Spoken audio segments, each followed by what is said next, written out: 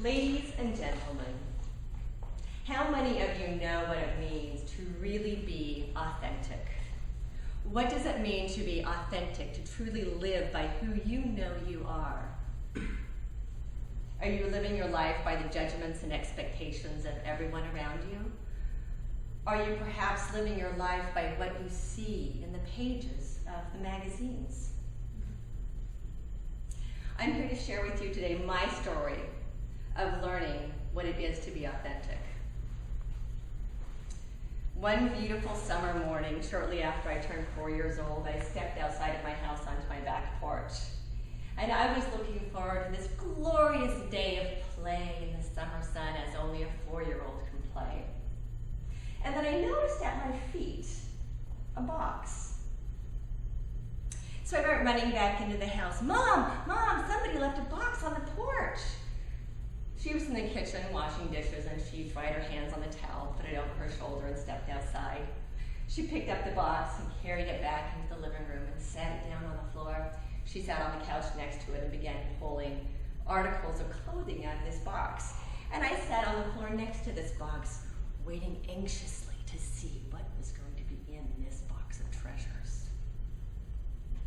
Now, this box was full of clothing that had been donated to us by another member of the community anonymously. And as my mom took clothes out and put them in various little piles, I noticed something in the bottom of that box. It was very bright and very colorful, and I picked it up. And I said, Mom, what's this? And she said to me sternly, it's a magazine, now put it back.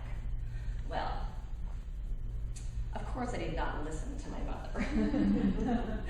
I grabbed that magazine and ran outside back to the back porch and sat down on the porch with my new treasure.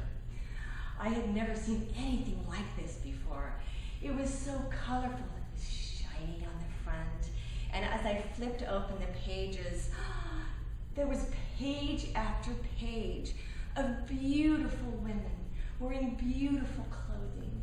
Their faces were full of color, and their long flowing hair, or short stylish hair, and some of them even wore pants. Can you imagine? Now, these were not like any of the women I knew in my community. All of the women that I knew kept their long hair in a braid or in a tight bun on the back of their head, as was my own mother's. I knew that I did not want to be like those women. I wanted to be like the women in that magazine. The women in my community were frumpy and plain. Their faces were expressionless, and they didn't seem very happy about their life. So I didn't know, as most children do, have this idea of what they want to be when they grow up. I just knew what I didn't want to be. But as a little girl, I did everything I could to be accepted, to fit in, to do what the people in my community expected me to do. I played along with their charade, even though deep inside, I knew I was different. When I finally convinced my parents to let me go to public high school, I did my best to fit in. I cut my hair short. I bought jeans against my parents' wishes. And I did everything I could, but everyone expected me to be. But deep inside, I knew I was different. When I finally had the courage to step out into the real world, when I left my home and I left my family and my community as a teenager, I went out into the great big world. And I had no high school education, I had no social skills. But still in the back of my mind was that magazine. I wanted to be like the women I saw in that magazine. In an effort to find myself, I tried on a lot of costumes. A lot of costumes. I was a punk rocker. And as a punk rocker, I was different, just like everybody else. I tried on a dozen different costumes in a dozen different cities. a dozen different careers, friends, roommates, always in this effort to try to figure out where I fit in. And then one day I realized that I was tired of playing this charade, of trying to be what everybody else wanted me to be. So I spent a couple of years in solitary, so to speak, getting to know myself, developing a relationship with myself, dating myself. And I got to find out that I wasn't such a bad person, and that I didn't need to live up to all these other false expectations.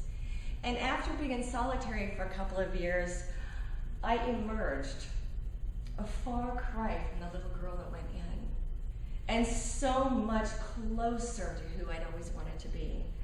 Not long after that, I started attracting into my life what it is I'd always wanted. I found a wonderful man. I bought a beautiful new home. I had 2 perfect children. I traveled the world, and I wore beautiful clothes. But something inside was still missing. Something still felt not quite right. And I realized as I hit my midlife crisis, or what I now lovingly refer to as my midlife rebirth, I discovered I had spent my entire life still trying to live up to the expectations of others. I was still allowing myself to live by the judgments of others, and I was still trying to be the women I saw in that magazine. No, really, this was a magazine that was printed in like 1970. Do I really want to wear those dresses and those waif-thin models? I don't think so. But somehow I was still trying to be this perfect person. And then I came to the discovery of what it means to be authentic, and what it means to live in authenticity of who I am. And so I spent my time really getting to know myself, knowing who I am, loving who I am. And I no longer live by the expectations of anyone else outside of me. I'm really good with who I am. I am the cover of my own magazine. And so my question again to you is, are you living in absolute authenticity of who you are? Or are you living by the expectations of others? Are you trying to live up to the image in a magazine?